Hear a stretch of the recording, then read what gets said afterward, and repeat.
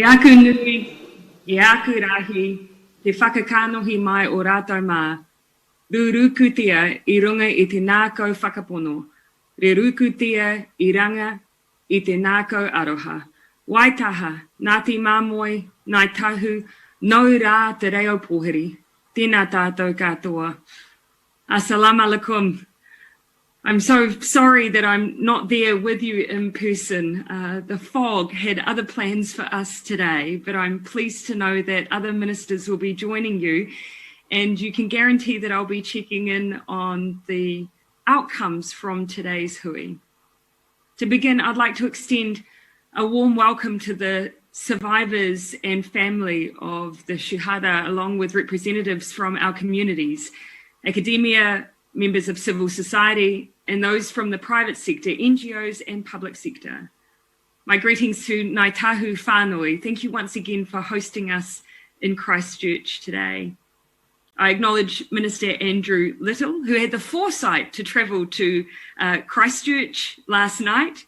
He's our lead coordination minister of the Royal Commission and minister of the NZSIS and GCSB. Our police minister, Porter Williams, and Minister Priyanka Radhakrishnan, the first minister to hold the newly named portfolio of Minister of Diversity, Inclusion and Ethnic Communities. And I should share with you, it was Minister Radhakrishnan who first suggested to me that we needed to rename the portfolio, and she is right. Today represents an important milestone for Aotearoa.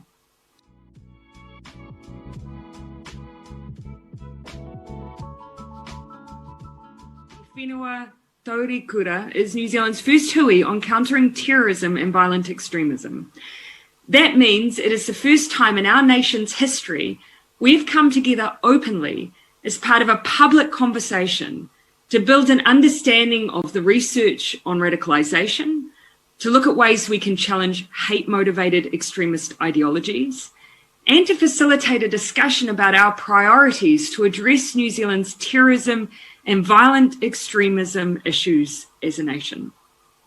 Today we come together to listen, to learn, and to share both our knowledge and our experiences, and to leave, we hope, an Aotearoa that is stronger, more resilient, more inclusive, and ultimately safer as a result. To everyone who has come here to share their lived experiences, probably not for the first time, but have persisted nonetheless so we can learn and create the change we need, thank you. Today I want to start though in the same place where we find the origins of this hui, March 15, 2019.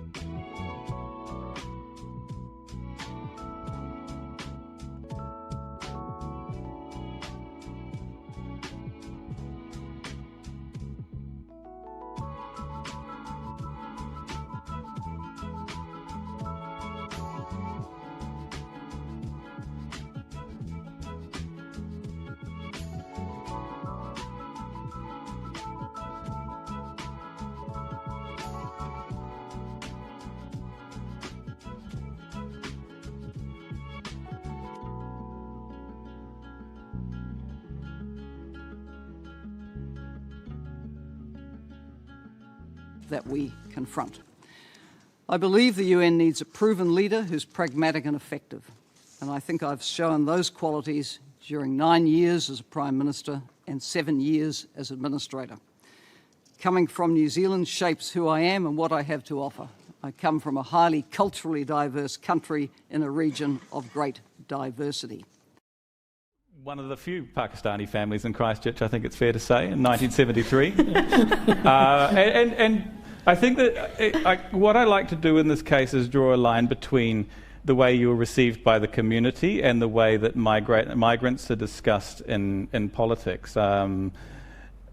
New Zealand, in those days, many of you will remember, had very strong communities, and we were welcomed. That's a good point about angst, though. Do you feel angsty, Roseanne? I mean, I definitely felt like when you were talking about back in the 70s, you know, I asked my dad why he chose New Zealand out of Australia, Canada, America, why he left Hong Kong for here, and he said it's very funny. He said he was in Christchurch taking pictures of a garden, like someone's flowers in their private garden, and he thought, and the owners came out of the house, and he thought he was going to be chased away like a dog, is what he said. But they invited him in. They bonded over gardening, and they invited him into his house, and so he felt very welcome in Christchurch back in the 70s. And then, you know, in the 90s, I remember the invasion articles, and it's like, whoa here. You know, you were welcome for a little bit, and then now it's like I walk down Queen Street, and it feels like Tokyo, you know. And so I think the angst is about who we are, who we want to be. What is New Zealand? You know, is New Zealand about egalitarianism, everyone gets a fair go? But, you know, or is it about, I don't know, what are we losing? What are we losing when we walk down Queen Street and it feels like Tokyo?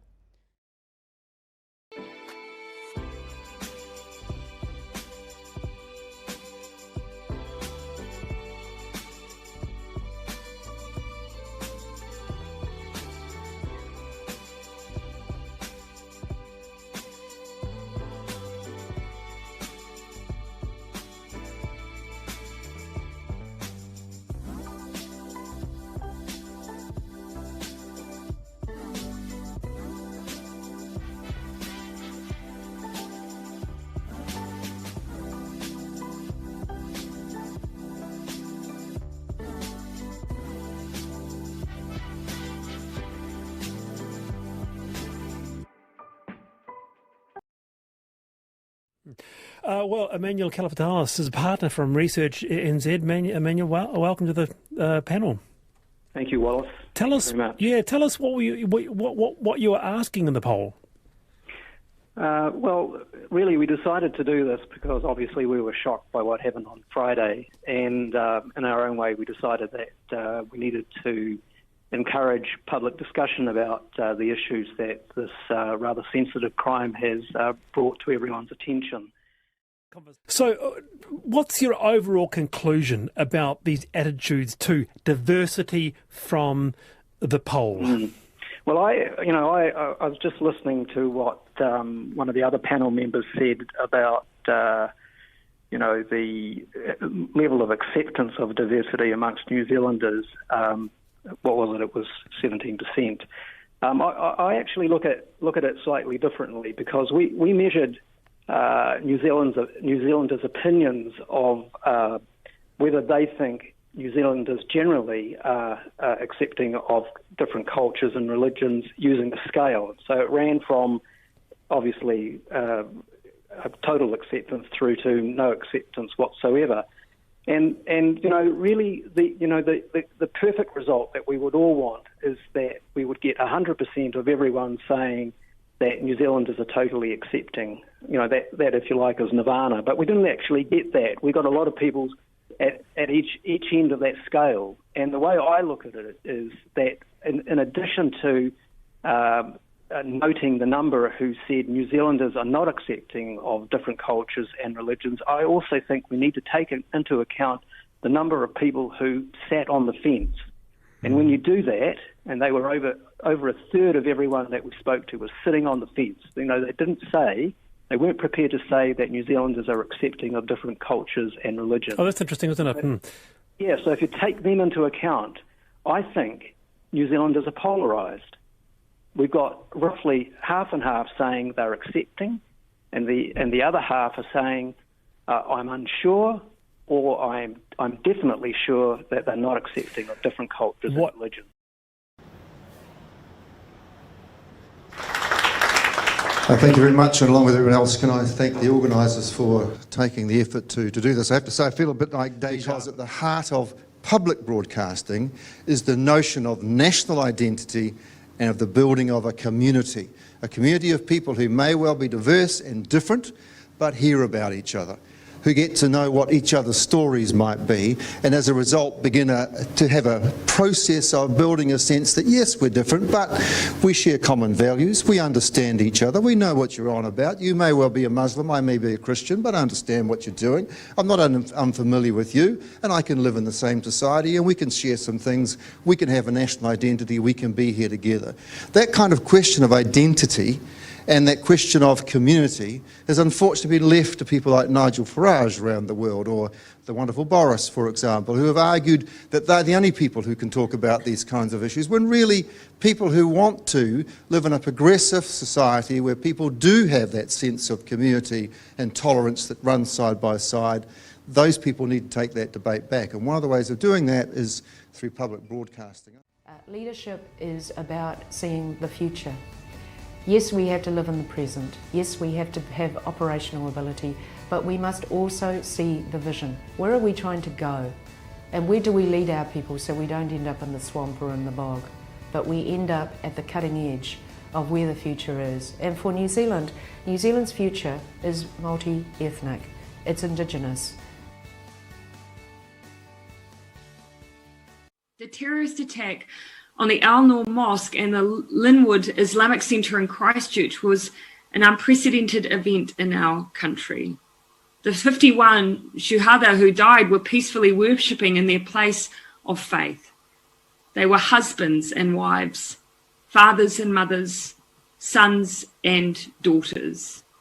They were loved and valued members of our society.